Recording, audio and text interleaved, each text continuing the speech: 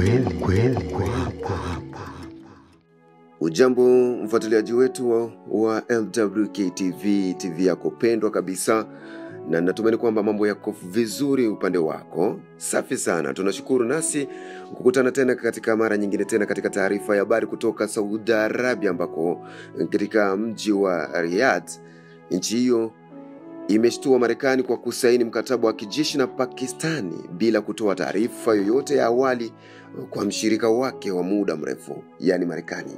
Kwa mujibu wa vyombo vya kimataifa, Saudi Arabia iliarifu Marekani juu ya mkataba huo baada tu ya kutiwa saini rasmi, jambo lililowashangaza wachambuzi wa mahusiano ya kimataifa. Saudi Arabia haikuwajulisha Marekani kuhusu makubaliano yao ya ulinzi na Pakistani hadi baada ya kutoa saini, imeelezwa. Mkataba huu umekuja wakati ambapo mataifa ya Ghuba yameanza kuonyesha mashaka kuhusu nafasi ya Marekani kama mdhamini wa usalama wao wa kikanda. Hadi sasa, ikulu ya Marekani haijatoa tamko lolote rasmi kuhusu hatua hiyo ya Riyadh. Basi endelea kufuata taarifa zaidi kupitia kituo chako pendwa MWK TV, nafasi ambapo unapopata ukweli zaidi.